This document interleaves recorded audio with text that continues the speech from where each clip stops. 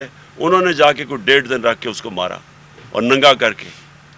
जमीर फारूकी से भी यही हुआ। सवाल ये है कि क्या यहाँ ऐसे लोग हैं जिनके लिए कोई पाकिस्तान का कानून नहीं, उसकी कोई हैसियत नहीं है? क्या वो जो मर्जी चाहे इस मुल्क में कर सके?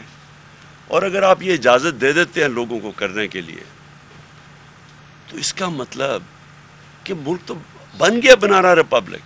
यही तो बनाना रिपब्लिक है, यही तो है। आपने किसी को फैसला किया, अच्छा जी मुझे चीज़ उसकी पसंद नहीं है, उसको फेंटा लगा दो, उसको जलील कर दो, लोगों को डरा दो। बात यह कि क्या इदारों की इससे कोई इज्जत करता है? क्या ये जो ये कर रहे हैं, क्या कौम इज्जत करेगी इदारों की? नफरतें बढ़ेंगी। अपने मुल्क के अंदर ही आप नफरतें बढ़ा रहे हैं। और मुझे अभी भी हैरत है कि यहाँ हमारी कोई सारा निज़ाम, बस कोई ऐसे नामालूम अफराद हैं, वो जो मर्जी करें, सब डरते हैं उनका नाम लेते हुए, पूछते हुए, सबको डर लगा हुआ है। सोशल मीडिया के लड़कों ने मुझे बताया पंजाब में हमारी गवर्नमेंट है, वहाँ आते हैं जी, जब किसी को अच्छा जी इसने सोशल मीडिया में कोई ट्वीट कर दिया, उठा के उसके लेके उसको मार पैंटा लगा के उसको अगले दिन घर पे ले आते हैं। लोगों को उठाते हैं, उन्हें कहते हैं जी इमरान खान के खिलाफ स्टेटमेंट दो। आजम स्वाति से पूछ रहे हैं जी अच्छा बताया इमरान खान ने आपको ये क्या करने के लिए? उसको गिल को बार बार कहते रहे कि जी कहो कि ये इमरान खान ने तुम्हें क्या करने के लिए। ये कौन लोग हैं? ये इस मुल्क को फ़ायदा नहीं पहुँचा रहा है, ये मुल्क के दुश्मन है, ये हमारे मुल्क को तबाह कर रहे हैं। इन हरकतों से ना किसी इदारे की इज़्ज़त बढ़ती है, ना इस मुल्क के अंदर किसी किस्म की जमहूरियत आगे बढ़ती है। लोगों की आज़ादी राय को इस तरह बंद करके कभी किसी को इज़्ज़त नहीं मिली। ये माशरे की तबाही की तरफ हम लेके जा रहे हैं। और सारा किया किसके लिए जा रहा है? बड़े बड़े जो इस मुल्क के जुराइम पेशा लोग, वो आके आज ऊपर बैठ गए हैं। फाइनेंस मिनिस्टर कौन है? कन्फेशनल स्टेटमेंट दी है उसने कि मैं शरीफ खान के लिए मनी लॉन्ड्रिंग, शरीफ खानदान के लिए मनी लॉन्ड्रिंग करता था। हुदायबा पेपर मिल में उसकी कन्फेशनल स्टेटमेंट है। उसके ऊपर BBC फिल्म बनी हुई है, वो काजी फैमिली जो लंदन चोरी करके पैसा वहाँ भेजता था। और ये जो है शहबाज शरीफ, इसको और इसके बेटे को अंडर ट्रायल थे, सजा होने वाली थी इनको 16 अरब रुपए के केस पे, वो जो FIA का केस था। नवाज शरीफ वो बैठ के फैसला कर रहा है, मफरूर मुल्क का मुजरिम है, वो बाहर जाके मुल्क के फैसले कर रहा है जी। आर्मी चीफ भागे भागे जा रहे हैं, उससे फैसले ले रहे हैं। जरदारी उसके केसेस माफ़ हो रहे हैं। यही नून लीग ने उसे 2 दफ़ा जेल में डाला था चोरी पे, आज उसके साथ मिले हुए केसेस माफ़ हो रहे हैं। मैं तमाम सेनेटर्स को, तमाम पार्लियामेंटेरियन को और तमाम वकाला, मैं सीनियर वकील हूँ, रशीद रजवी, फारूक नायक, ये मेरे क्लास फेलो थे, गोल्ड मेडल मैंने लिया। अमेरिका के अंदर टेक्सास सुप्रीम कोर्ट में मैंने वकालत की।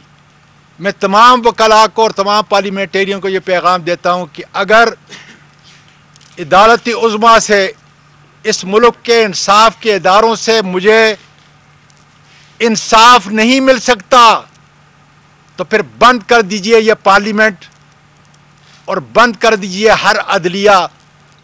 इसलिए कि अगर एक सीनियर वकील को और एक सीनियर पार्लियामेंटेरियन को 17 साल मेरे हो चुके हैं सेनेट के अंदर, अगर इंसाफ नहीं मिल सकता उन चंद लोगों को जो मुझे लेके गए, हम अर्थ नहीं कर सकते जो कुछ उन्होंने किया, तो मेरा ये ख्याल है कि इंसाफ का निज़ाम, अदल का निज़ाम पाकिस्तान के अंदर मुकम्मल तौर पर ख़त्म हो चुका है और इन दरवाज़ों को हमेशा के लिए बंद होना चाहिए। दो चीज़ें और मैं ऐड कर दूँ। साले मोहम्मद को इन्होंने कल पकड़ा, पुलिस ने, किस चीज़ के लिए जी? प्रोटेस्ट कर रहा था बाहर। प्रोटेस्ट किस कर रहा है कि ये एक बददियानतदार इलेक्शन कमिश्नर ने जो फैसला दिया है, ये किसी भी कानून, किसी वकील से पूछ लें कि कभी इस तरह का अहमकाना फैसला कोई दे सकता है? किसी से पूछ लें। और उसके प्रोटेस्ट कर रहा है और उसके ऊपर ये साले मोहम्मद की तस्वीर है, इसके गले में उन्होंने इस्लामाबाद पुलिस ने वो डाला हुआ है जिस तरह कि ये कोई मुल्क का बड़ा मुजरिम है। ये MNA है जिससे इन्होंने ये भी तस्वीर खिंचाई है। और मैं दूसरी चीज़ कहना चाहता हूँ कि मुझे अपनी टीम को ख़ास तौर पे आज मुबारक देना कि फैटफ में पाकिस्तान को जो ग्रे लिस्ट में डलवाया था इन्होंने नून लीग ने, उसमें से मेरी टीम जिसमें हमाद उसके कैप्टन थे, हमाद अज़हर, और सारे इदारों ने मिल के टीम वर्क करके बड़ी मेहनत से, और ये बड़ी पाकिस्तान के लिए खुशाइन चीज़ है कि आज हम फैटफ से निकल गए। से हूँ, मेरा 2 पार्ट क्वेश्चन है आपसे। एक तरफ मुल्क का सियासी टेम्परेचर जो है बहुत ज़्यादा है, दूसरी तरफ शहबाज शरीफ तवातर के साथ, तसलसल के साथ ये कह रहे हैं कि हम मुज़ाकरात करना चाहते हैं। आज पाकिस्तान पीपल्स पार्टी के एक रुकन ने, एक ओहदेदार ने ये कह भी दिया कि मुज़ाकरात हो भी रहे हैं। आपसे एक तो तस्दीक करना चाहूँगा, दूसरा सर जो आप ख़ुद यहाँ पे इसी नशिस्त में फरमा चुके हैं कि मुज़ाकरात हो रहे हैं लेकिन हो भी नहीं रहे, तो सर कौम ये जानना चाहती है, जिन हलकों में हम घूमते हैं, कि कितने % आप पुरुमीद हैं कि जो बैकडोर पे मुज़ाकरात हो रहे हैं उससे बग़ैर लॉन्ग मार्च के नतीजा निकल सकता है? Thank you. देखें, मुज़ाकरात खैर बैकडोर चैनल से तो बातचीत हमेशा होती रहती है, पॉलिटिकल पार्टीज हमेशा बातचीत करती हैं, लेकिन मुझे कोई नहीं नज़र आ रहा कि इसका कोई नतीजा निकलेगा, क्योंकि मुज़ाकरात किस चीज़ के लिए, हमने किस चीज़ के लिए करने हैं?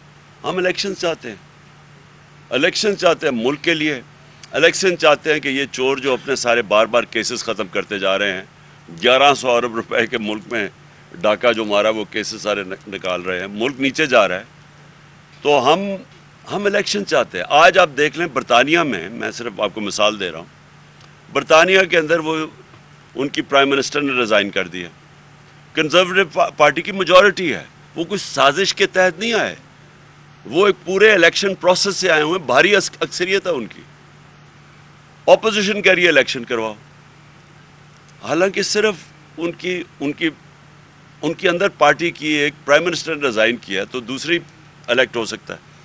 यहाँ साजिश के तहत आए, 25-25 करोड़ रुपया वहाँ सिंध हाउस के अंदर पैसा चला, जिन्होंने लोटे बनाए, इलेक्शन कमीशन को कोई फिक्र नहीं थी तब कि इतना बड़ी करप्शन चल रही है, आप लोगों के ज़मीर ख़रीद रहे हैं, और फिर आके इकॉनमी उन्होंने तबाह कर दी, और फिर अपने करप्शन केसेस बचा रहे हैं, जो कभी हुआ ही नहीं है, कि ये होता ही नहीं है जमहूरियत में कि आप कानून बनाएं और उससे खुद ही फ़ायदा उठा लें, ये होता ही नहीं है कहीं, वो मजाक हो रहा है।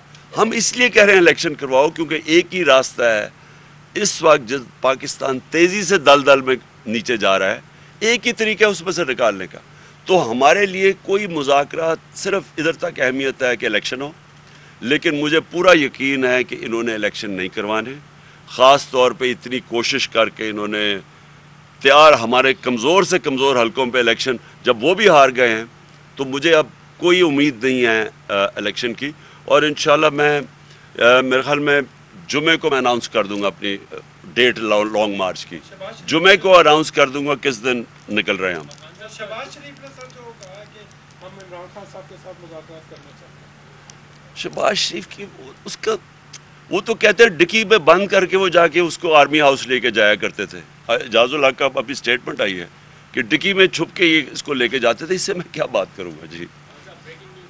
इसी प्रेस कॉन्फ्रेंस के दौरान ही कि एक और मुकदमा आपके ऊपर हो गया, आप कहते हैं कि कोई रह तो नहीं गया, अभी एक दामे कत्ल वाला रह गया था थाना सेक्रेटेरिएट में, वो भी हो गया है, तो 24 के करीब मुकदमात में ज़मानतें आप ले चुके हैं। अब ये कब तक सिलसिला जारी रहेगा आपकी? जब तक लॉन्ग मार्च की कॉल नहीं आएगी तो आपको तो ये पकड़ने की पूरी कोशिश करते रहेंगे, नया मुकदमा दर्ज होता रहेगा। अभी इलेक्शन कमीशन वाला भी बाकी है, ये जो नया हुआ है थाना सेक्रेटेरिएट में, तो क्या अगर ये मुझे पकड़ लेंगे तो ये लॉन्ग मार्च नहीं होगी? यानी क्या लोग